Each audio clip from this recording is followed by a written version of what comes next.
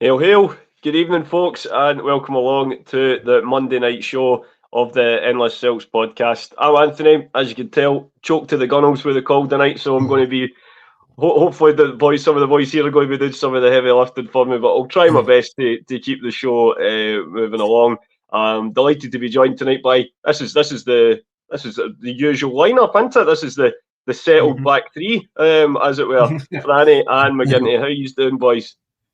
Not too bad, Hal. Not too bad. It's no the morning Monday club. There's no James, no Ross, or whatever here. So we're cracking Monday tonight, guys. Correct. We're quite literally bringing the sunshine. You know, we're bringing the sunshine and light. The curtains cause of it. I've had to shut the curtains because of the sun. It was just right in my face, and that's why folk will probably be happy that you couldn't see my face. So maybe get to open the curtains again. Before we delve into it, can I just point out, guys, we were on time. I know. By the way, new season, new us. New season. We're looking sharp in the pre-season before the big kickoff gets underway. Welcome all. I brought up a few of the comments so far. Thanks to everybody for tuning in on this Monday night. Got a good, hopefully a decent wee show tonight. Just kind of going back over the events of the weekend, and we'll touch very briefly on it, but obviously we'll have the big kick-off show on Friday night, so we'll try and keep the new season chat to a minimum, but definitely plenty to look back on for, in terms of on the park, at least a positive pre-season for the boys. So Franny, without further ado, can you give the viewers the preview show?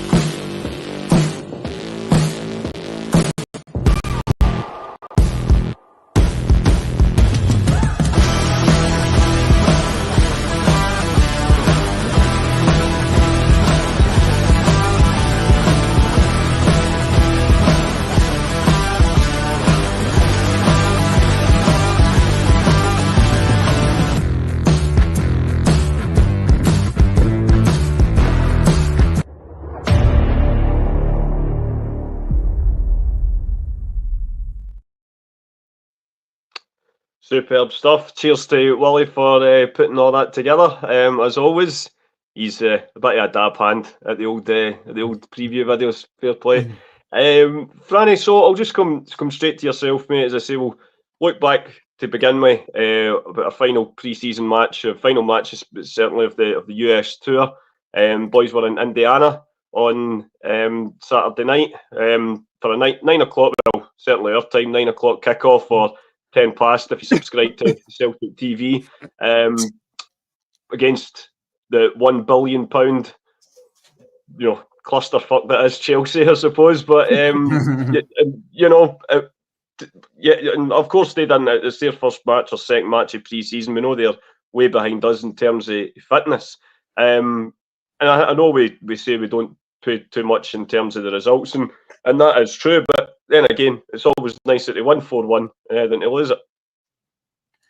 It is, Anthony. It's like you say, it's pre-season. You have got to kind of caveat it with that it kind of means nothing. We like joking about how Rangers seem to win the pre-season cup every season and stuff. So it's one of them. But it's definitely been a good good pre-season, a really good pre-season. And like you say, Chelsea, it's their first or second game in their pre-season. They've also got the new manager.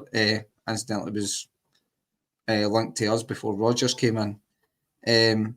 But it was just a great performance. Like when I was on Wednesday night, we were also talking about the Man City game, and I think what's most pleasing when you try and get out the pre-season is just how sharp the players look and like their press and the way they're playing.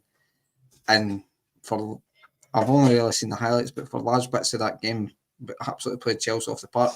Chelsea had tons of chances as well, and I know we'll go on to Schmeichel made a lot of good saves, but similar to the Man City game where it was not necessarily Chelsea's full strength squad, but there was still guys like Nkunku out there, Mudryk was there, Sterling came on. It's a lot of money spent on a lot of players there, and probably some of the guys we've never really heard they cost a lot of money as well, just the way the market is down there. It's just overinflated, as we say. But 4 goals, 4 different scorers. Again, Kyogo, I know it's not a competitive goal, but it's always nice to see a striker scoring again.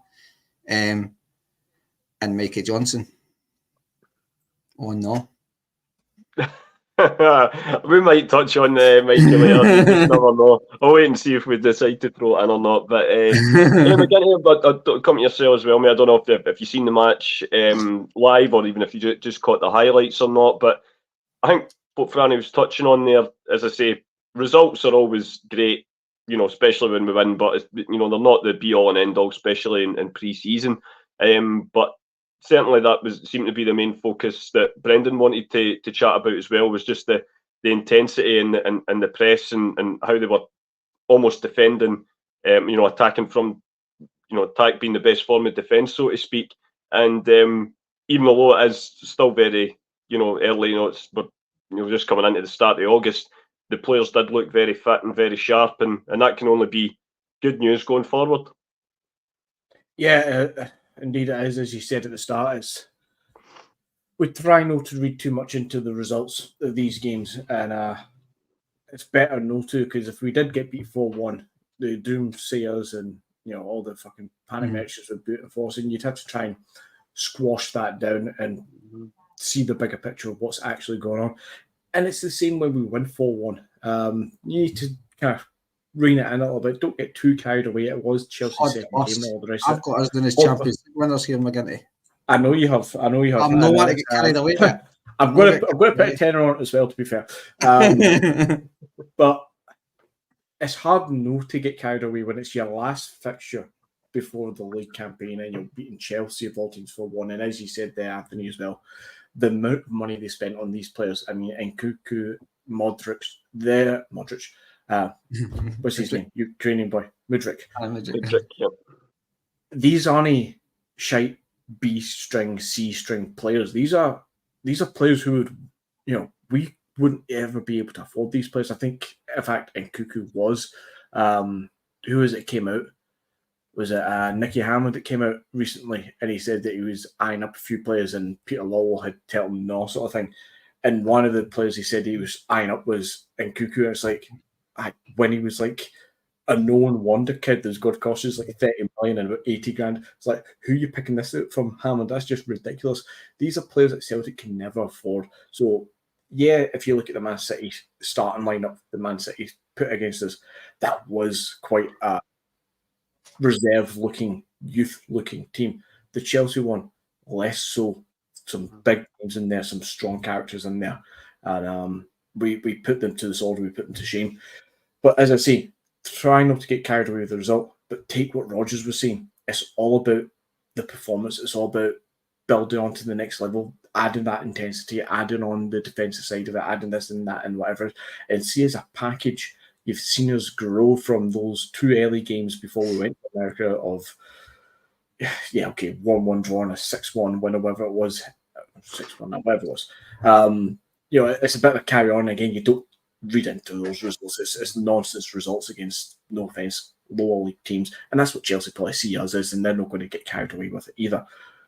But we've built from there into the American tour. And you've seen guys like Forrest and Kuhn and even Yang, Palmer especially. They've all stepped up and they've all shown that they're, for the wide berth places, they're all showing good ability and characteristics that you're thinking, oh, hold on a minute here. Some of you guys actually might, I mean, we're joking in the group chat a little bit, but we're all now starting to think Palmer might actually have a breakout season here, along with Kuhn. They actually might be two of our best players going forward. Unfortunately, we're now also thinking, is Mikey Johnson going to be the second choice striker?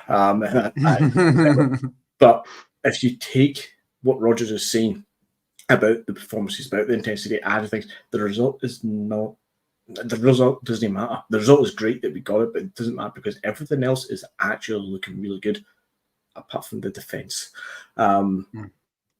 It's still a bit shaky. I mean, you're looking. I don't want to lambast Scales, but we can see that goal the other day, and he's trying to scramble it off the line, and he's just wailing legs everywhere. I'm not seeing a better defender would have cleared that either, but it wouldn't look as comical with somebody maybe a bit more organised sort of thing. But you don't want to lay into him too much because he had a superb season by his standards last year, and he deserves everything that he's got going forward as a positive. But from middle to front, we've looked really fucking tidy. We've looked really sharp. There's lots of underlaps, lots of kind of like that ball from Kuhn that comes from the right wing, kind of long diagonal ball, but it's actually a cross at the same time, whatever weird thing that he's doing.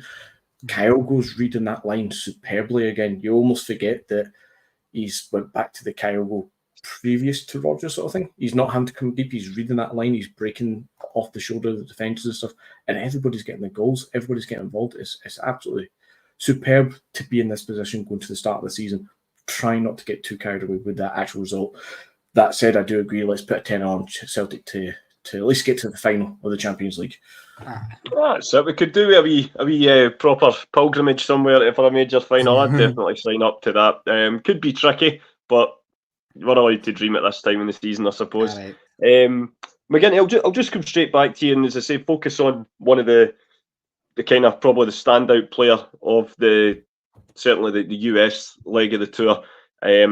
He's been subject to a couple of what I would determine rather insulting and derisory offers from.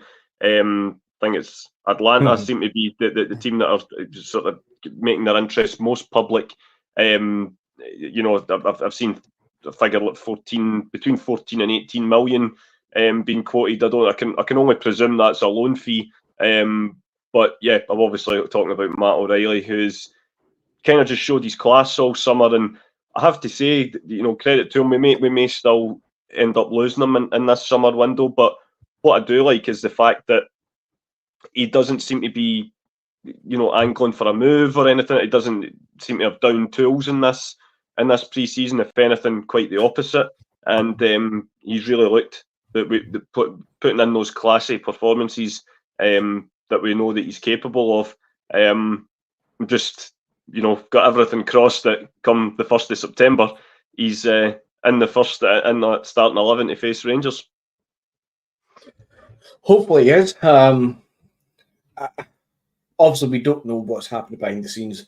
We can't count on anybody's loyalty. We've seen that with Rodgers in his first term, albeit we fully understand why he left. Well, I think I fully understand why he left.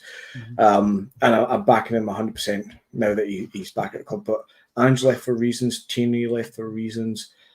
Dembele left for reasons. Everybody leaves for a reason. Nobody stays here out of loyalty anymore, unless your name is James Forrest or Cal McGregor, then you will. You can't count on a guy like Matt O'Reilly. You're delusional if you think he's going to stay here more than in the next 12 months. But I think this season, keep in mind he's on a 5-year deal, he's only 2 years into it, so he's still got 3 to go.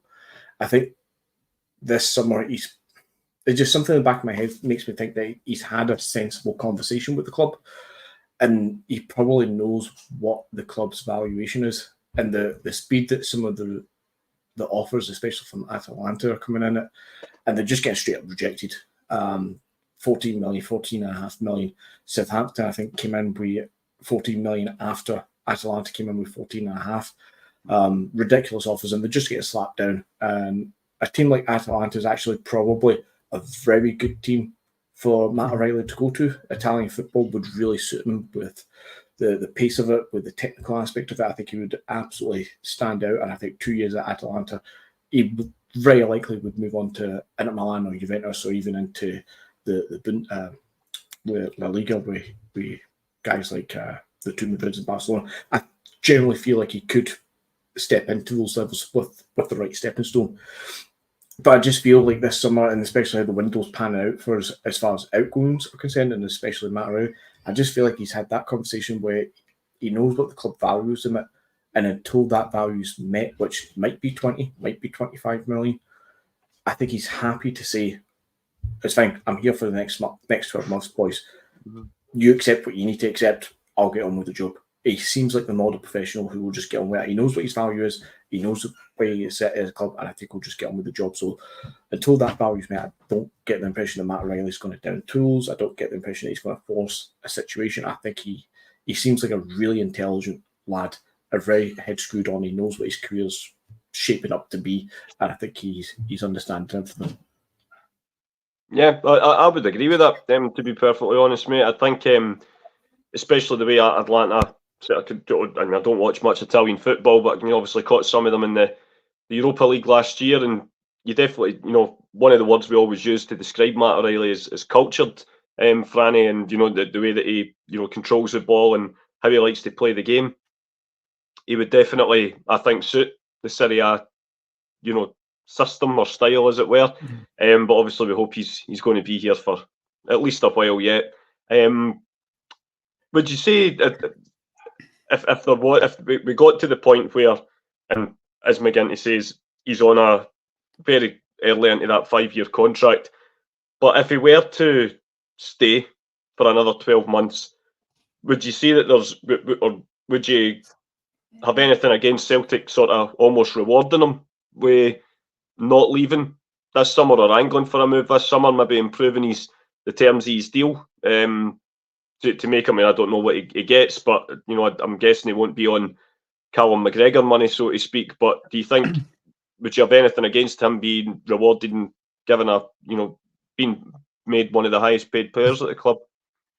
Nah, probably not, because I suppose like we touched on there, and I agree with what McGinty said regarding Matt O'Reilly. Does come across as a good character that won't be a bad egg. I feel like in the dressing room, if a move doesn't materialise and stuff, I think he probably has had a chat with the club and they've said, well, we value it this.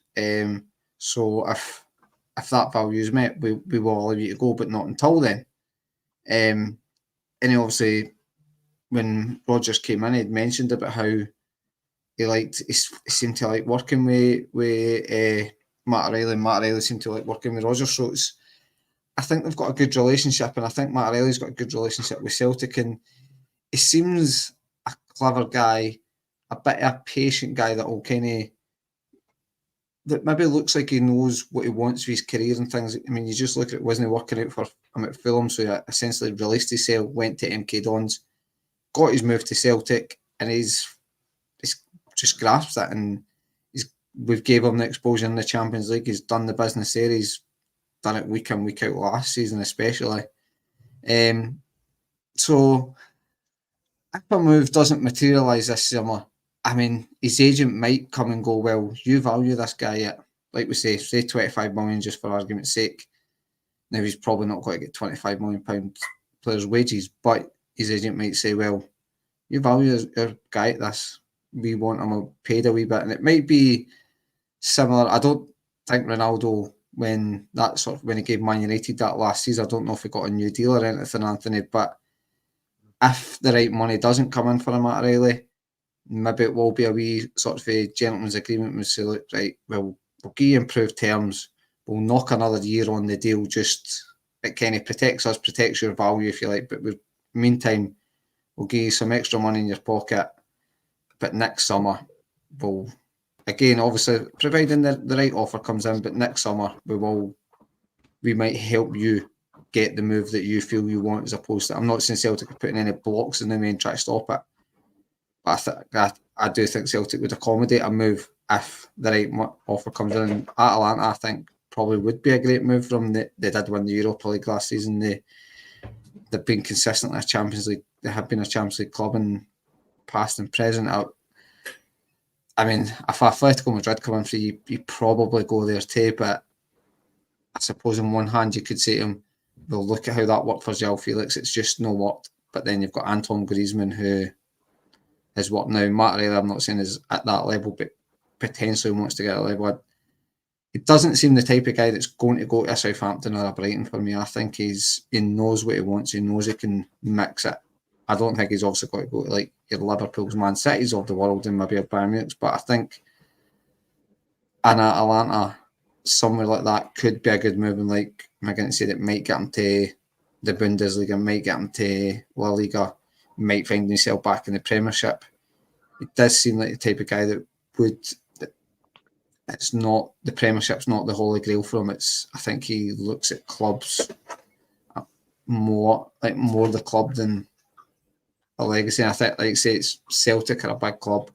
He knows what it is to win trophies, knows what it's like to play in the Champions League. But I'm not worried about the Mattarella situation because he's either got to leave or we've got to get a good player for a season. Like talk sitting like, but.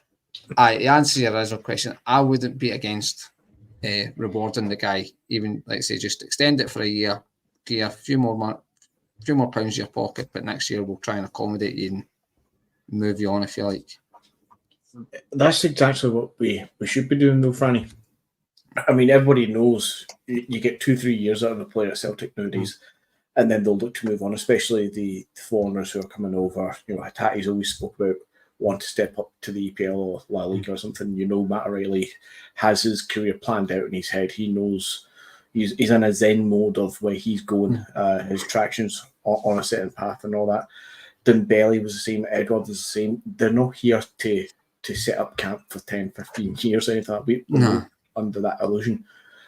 But one of the things we need to try and do as a club, and this is all very well, I've seen it involves the board actually trying to get the finger out and actually doing it, but exactly what you just said there, we shouldn't be getting guys like Jota. I know, okay, Jota with the Saudi Arabia money, that's ridiculous stuff that you will never refuse and he could never refuse. So a bit of a moot point there, but as a caliber of a player, Jota, Mattarella, you know, Tierney when he was here, we could have done it with him, Dembele, Edouard, Carter Vickers at some point. Maybe we need to do exactly what you just said there, Franny, which is it was great when we got the 5-year deals in as opposed to 4, but we can't keep getting 2 years into it and being like, all right, we've paid you 15,000 to be here for 2 years. Now we've got £20 million off to us. We'll accept that. You go earn 60 grand at Arsenal, Lyon, or Atalanta, or whatever. We need to start saying to these guys, look, you are fucking fantastic. We need to not build a whole squad around them for the long term, but we need them in there a little bit longer to help us step, even that half step up a little bit. So if you can keep him at Riley for 12 more months, yeah, exactly what you said. Pay him top dollar. Turn around to him and say, look, we're going to add 1 more year on. So you've got 3 to go from this point. We're going to make it 4 years from this point. But we're also going to pay you 36 grand a week as opposed to the 17, 18 grand that we might be paying him just now. That's a big enough jump to say, thank you, here's a bit more cash for you. You're going to work for us really hard. You're going to be a better player. He might not go for much more money next year because if we value him at that kind of 25 million per mark, chances of getting 40 million next year are probably very, very, very, very slim. Yeah. But it might cement that 25 a bit more for next year if he has good times in the Champions League. He's a year longer and he's developed with us. We get the experience because he's now an experienced player at this level for us, as opposed to him leaving. And inevitably, we know fine well Bernardo's going to be the replacement. So if we can keep him from that extra year, Bernardo's got this extra year to step into his shoes, almost different kind of player, but step into that level of experience. So when he does go, Bernardo's got all the experience of 2 years at the club, and then again he's stepping up, and the cycle goes on. But at some point, we're going to lose Carter Vickers to the same situation, probably. You're looking at. We'll talk about Bhoys Palmer just now. He looks fantastic in the American tour. He's absolutely loving life over there, meeting all these Honduran fans and all the rest of it. But if Palmer has a breakout season now as well, like a proper breakout, I mean, his numbers, somebody put him in the chat as well. His numbers were really fucking good last year.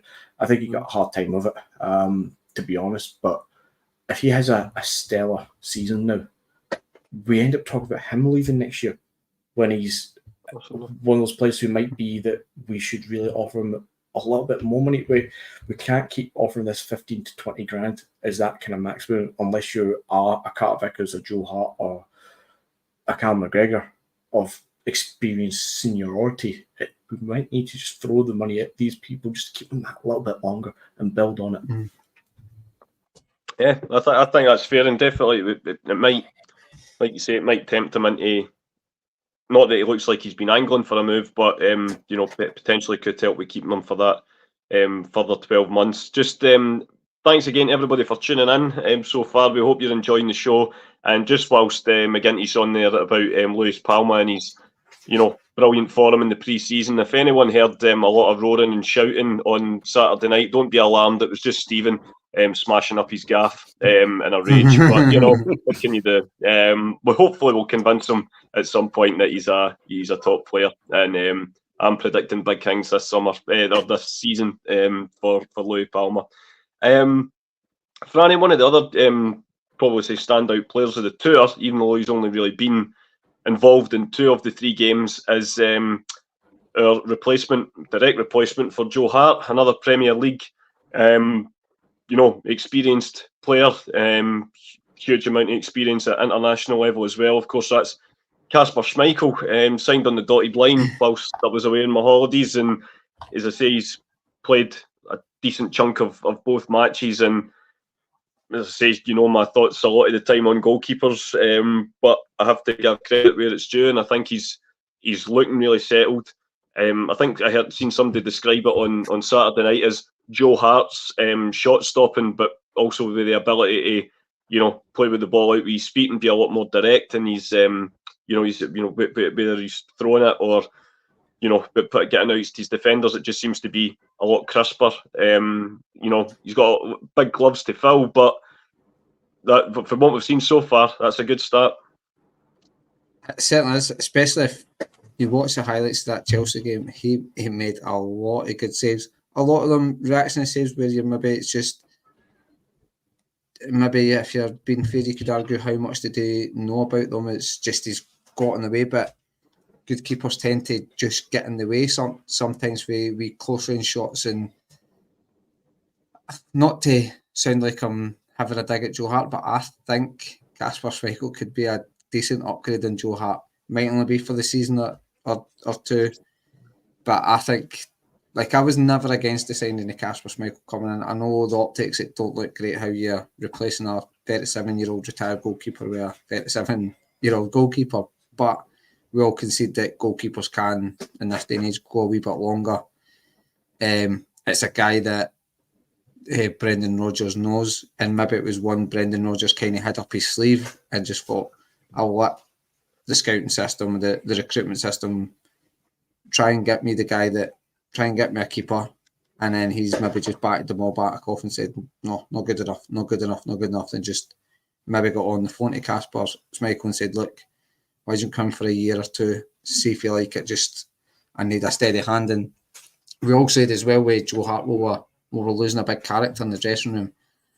I think Kasper Schmeichel's got that as well. He's been round the block, he's been at Leicester, obviously won the Premiership, and been a major figure. I think he's the Danish captain. He's got nearly as many caps as his old man for Denmark, so he's a well-established player.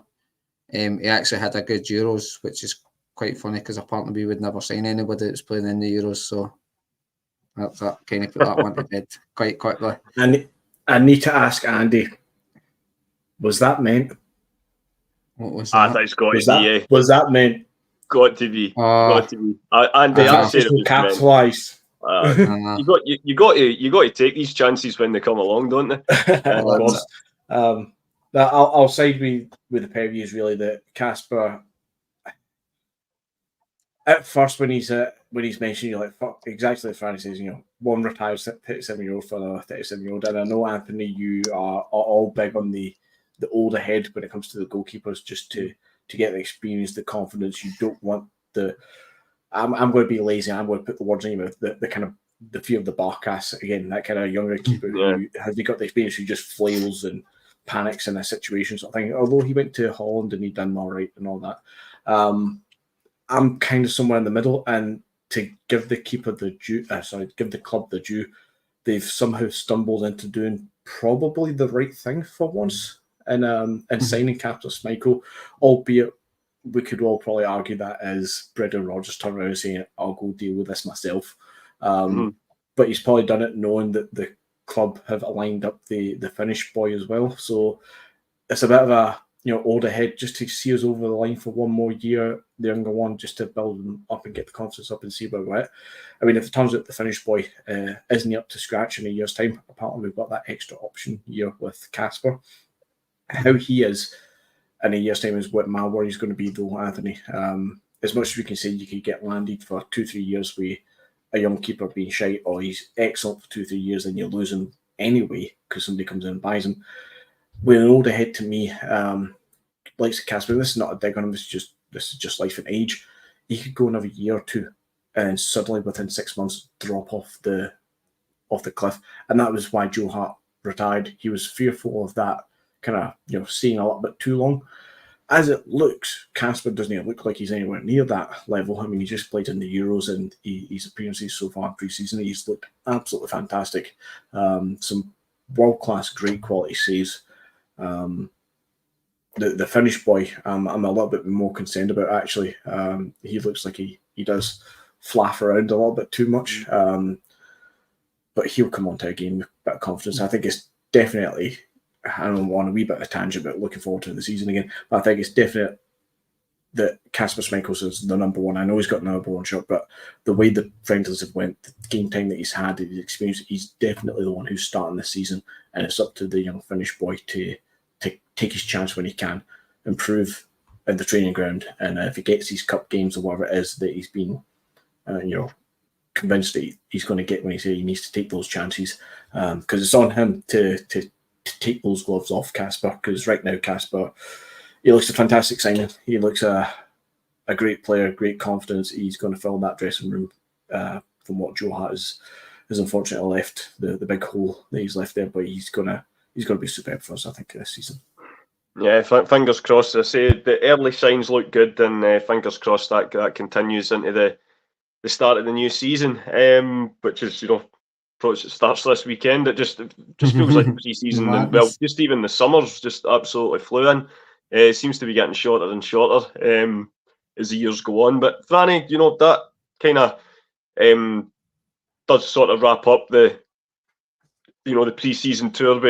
Certainly in America, and we had a couple of bounce games before we jetted out there. Of course, there was a lot of worry on the back of the two kind of bounce games and the lack of transfer activity in terms of outfield players, that it could end. That America could have ended up being, a bit of a massacre and an embarrassment. It's obviously not worked out that way. It's went the complete opposite.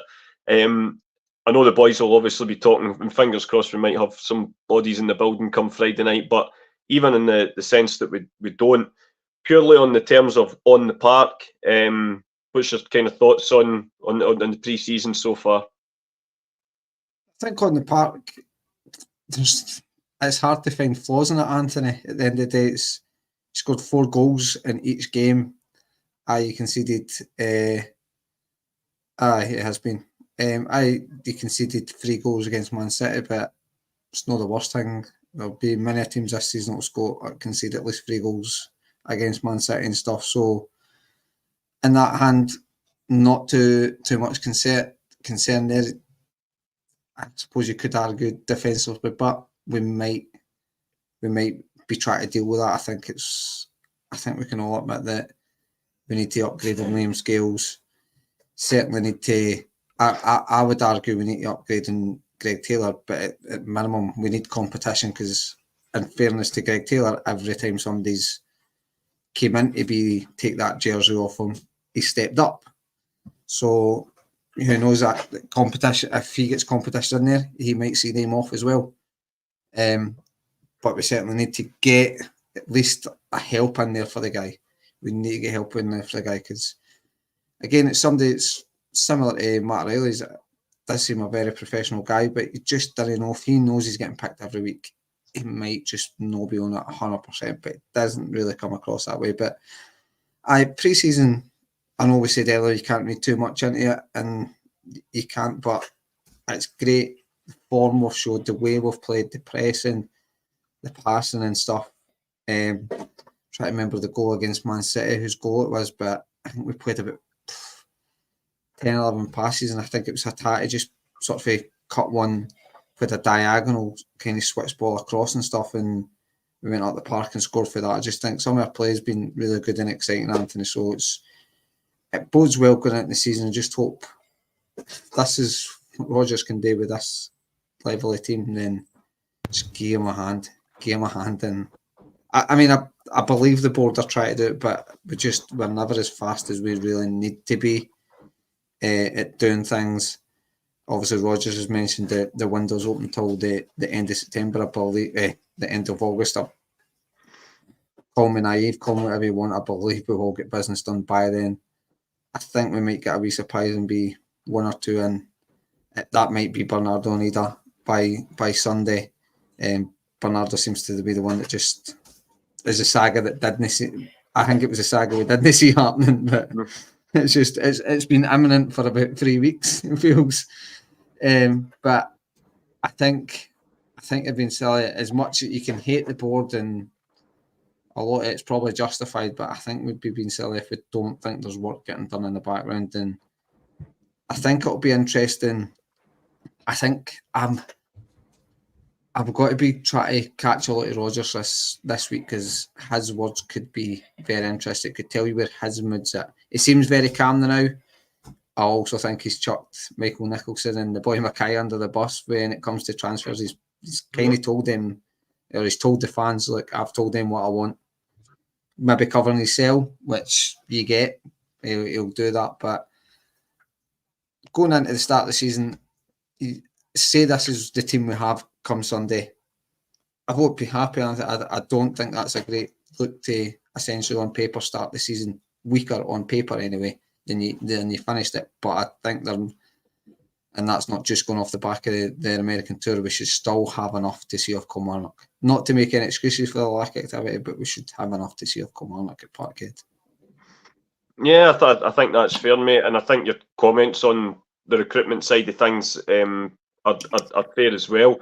I think for McGinty, you've got obviously your own thoughts on the pre-season, certainly on the park as well, mate. But I think just try to think about, certainly what Franny's saying in terms of he's going to listen to a lot of what Brendan, says in the coming weeks. And I do agree at the moment he does seem to exude calm. So I'm trying to, keep that in mind, and fingers crossed he's staying calm for a good reason.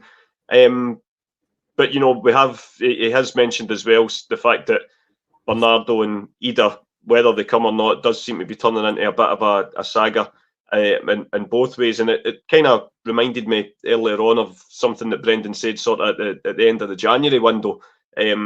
Obviously, Adam Ida absolutely worked out, and it looks as though Nicholas Kuhn's going to, he could be a bit of a breakout player, like you said earlier this year, if pre-season's anything to go by. But I remember him saying something along the lines, I'm surmising here, but it was to sort of kind of say that he feels that there's times when the club could be a bit braver in the sense of going after the players that he wants.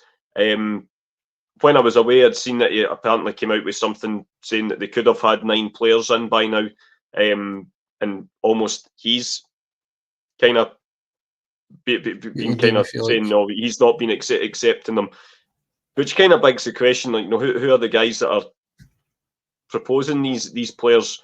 And if there's one kind of silver line to take for that, it's that Brendan's not going to just be accepting, any players for the sake of players, signing players for the sake of it, so to speak, unless he believes that they're going to be able to reach the standards that he expects. He's going to knock that straight back to the recruitment team. Yes. If you go back, mind the 2 numpties got sacked, shall we say it? Mark Garden Leaf, Joe Dungeon.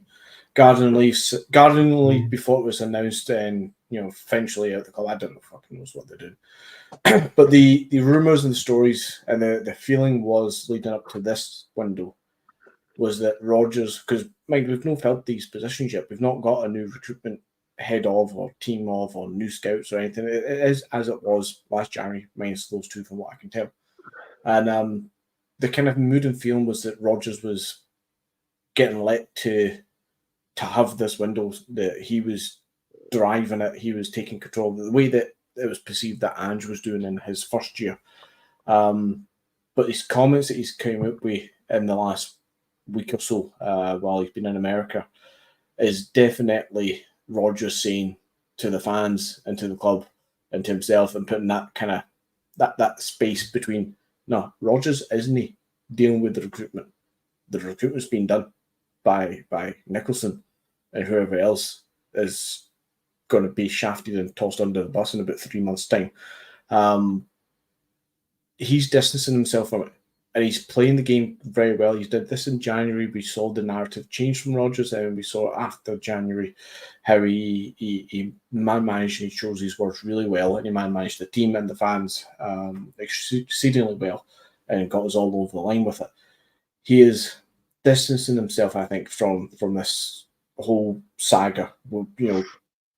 Tragedy, dilemma, the good parts of the window, the bad parts of the window, whatever you want to say, but he has clearly distanced himself from this feeling or this mood that the fans may have had that Rodgers was in charge, sort of thing. And he's not in charge in some regards. Obviously, he always has the final say, as we've all discussed for many years. The manager's never going to not agree to a player, but as we saw in his last stint before he left us, there's certain players that were thrusted upon him and he just had to go, aye, okay.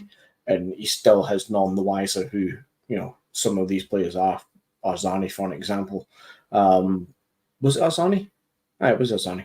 I think Arzani and I think he was I think he might have been the summer window where he was like that. I've never heard the Aye, that's when he never heard you. Aye, and then in the winter, that January window was when I think was it Shved. Shved came in, and he basically says I've got more than enough wingers at the club or something, basically saying I don't need another winger. And then on deadline day was getting unveiled, and I suppose when you look back, the writing really was on the wall.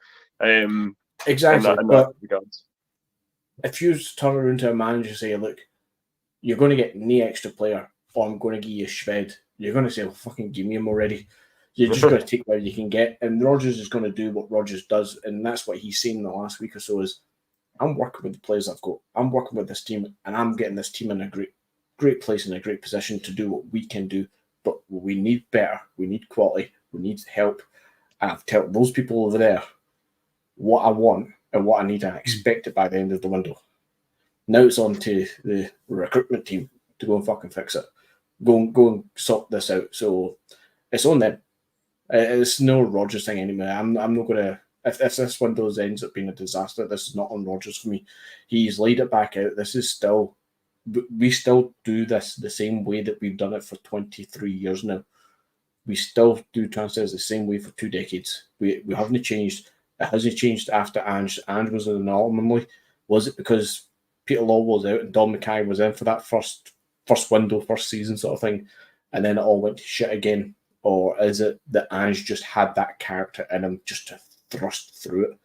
I don't know. We don't know for sure.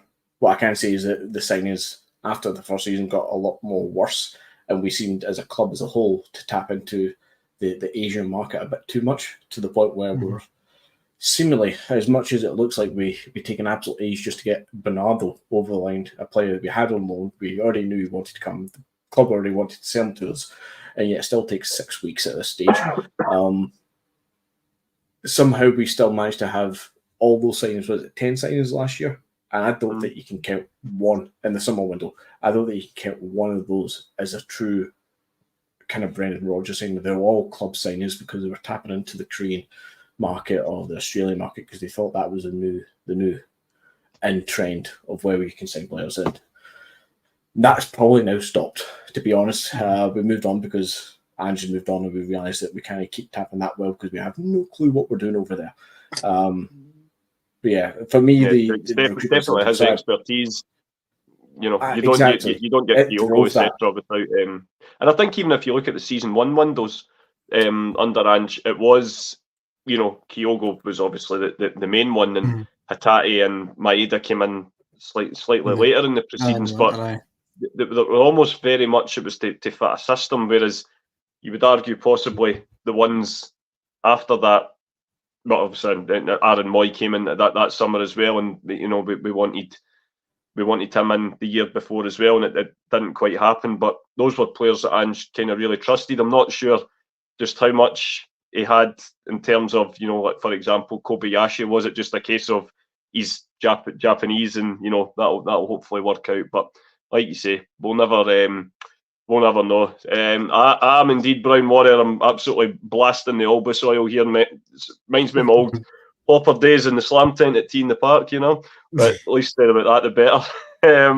But just I can't remember who it was that brought the comment up there about they'll not spend another penny if we don't get some proper players in.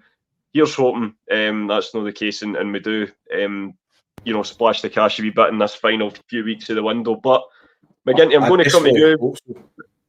Aye, well, we can but hope. But McGinty, I'm going to come to you for this one because it was hopefully going to be a seamless transition there into spending money, because you are the kit connoisseur of the Endless Celts, and obviously we have released their latest away top in the last few days, or I think it's available to buy now. It's caused a bit of I would say it's quite 50-50 in the group chat. There's some that think it's probably the worst thing they've ever seen. Other ones really liking it. Some folk in the middle. As the judge of the strips and that and on the podcast, what's your own views on it, and can you see yourself forking out for it? Well, that's what I was going to try and say, is a similar kind of segue into it. I hope they do, because there's some things I want to buy from the club this year. I'm going to wait for the third strip to be released before I decide which one I'm going to buy if I do. The home strip is built, you know, it's growing on me a little bit. It's not as nasty as I thought it was going to be. But the away strip, the yellow one, I quite like it. It's a bold colour. The two different coloured lines don't seem too aggressive in your face, and I actually quite like that pattern is on the back for a change as opposed to just a plain background. It was always a good thing. For some reason, I had it in my head that we got promoted within the Adidas structure to elite club level, and I realised that a lot of the third strips for your Real Madrids, Arsenals and stuff like that, they've got the old style trefoil logos at Adidas. And I was really hoping that this yellow one was going to get the same treatment, but seemingly we're not at that level. We Adidas so far. Hopefully, if we renew a deal, we might get there and get some fancy shit there. But we did get all the team just stuff and the original stuff last year and the origin stuff the year before. So you never know. You never know. But what I'm actually, people are going to fucking hate me for this shit. See the pre-match shirt, that fucking Christmas jumper, Indian Grail holographic. I fucking love it. I think it's absolutely mental in a good way. And depending on what the third strip looks like, I might end up buying the pre-match for a change, because I think that's absolutely fantastic. I did see that. I mean, Footy Headlines leaked a potential, but there's other folks saying it's definitely the third kit. Other folks saying it was just a concept. It was like a kind of darky, kind of green sort of thing with like it's almost like one of the kind of prints of like multiple prints of a big shamrock. I don't know. That's definitely a concept. That came from another thread on Twitter /X, where it was one of about 30 different concepts. It truly is a concept, that one. That would be a bit mental, that one. I doubt they'll do it now, because they've just made the away one this quite nice yellow colour. I know a lot of people claim it to be a Norwich kind of looking shirt, and I think that probably doesn't help the fact we're still chasing Ida. But we see, you can get, but with that away top, the option to get Ida and Bernardo on the back is there. Really? Interesting. That is actually interesting. And Haksabanovic isn't there. I've taken off it. Oh, that is interesting. Read into that what you want. But I'm actually disappointed that Adidas have not done a take on the Bumblebee. I wonder if they're maybe keeping that for like the last year that there was. That's like the big. Is this big not sender. the last year? I don't think so. See, for what it's worth, I would be surprised. I think we've got another year with them, but then I wouldn't be surprised if they extended it, to be honest, because I mean, they must be. It's a 5-year deal. How many? 5 years, yeah. And they must be making a fair amount off of us. The stuff sells out practically every year. I would be shocked if they weren't happy to extend it. Put it this way, I don't think we're going to be rummaging around with Castori trying to get a kit deal. I think we'll be all right. Franny, what about yourself? Obviously, like you say, you've obviously been googling who you can get on the back of it as well. So, what's your thoughts on our Norwich strip for you of Ross and Willie? Or who? I hate it. I hate it.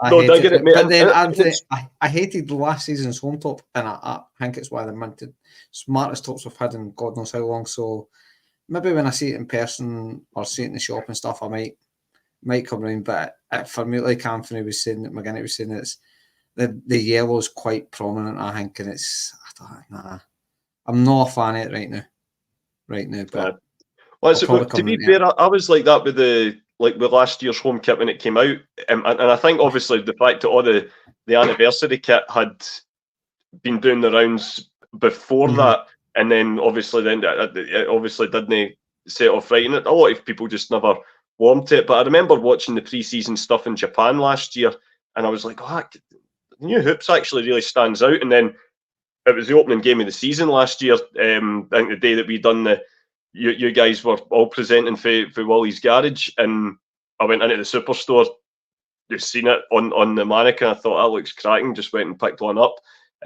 So I'll wait and see. Brown Warrior, I have to say, fair play to you. The Centenary hoops, that one, and the original Lisbon kit, you really can't top any of the two. Umbro and C.R. Smith, what a winning combination, McLaughlin. Peg, the new home kit looks good. Yeah, I agree. I think I wasn't, probably like last season's kit, wasn't too daft when it first got unveiled. But watching it in the matches, I thought it was still, I love the shade of the green hoops this year. I must admit I'm a fan. And like I've said in the group chat as well, I do like it when we go down the road of yellow or gold kits. My personal favourite in terms of that shade was the 2001 treble kit. It was a kind of golden yellow, just with a little kind of dark green trim down there and the muddy green shorts. And we pretty much had something very similar for the season we got to the UEFA Cup final in Seville as well. And I do agree that the yellow is very Norwichy, but I'll remain to be seen. I'll see what it looks like on the mannequin on Sunday, and I'll maybe treat myself. I'll wait and see. Paul, the Endless Celts should bring out their own kit. God, it's bad enough us trying to get a T-shirt these days, mate. So I don't know whether we bring out our own strips, but you never know. Maybe if the pod grows a wee bit, then you never know. You never know. But we'll wait with bated breath to see what the rest of the merchandise looks like before things get underway. I've not bought the new hoops yet, but I did buy the two of them last year, so I might go down the away top route this year. But guys, in terms of tonight's show, I would probably say I think that's kind of, I was trying to keep all the chat for the new season ahead of the big kick-off show on Friday night. And as you can see, I'm wilting away here as it goes on. My head feels about a ton weight, so it does. But have you enjoyed the show? It's been good, mate. All good. Okay. Always good to have the original Monday team on. And just wanted to say thanks again to everybody that's been tuning in. Appreciate it's a bit shorter and sweeter tonight. We've not got a 1.5 hour quiz to bolt on at the end of it either.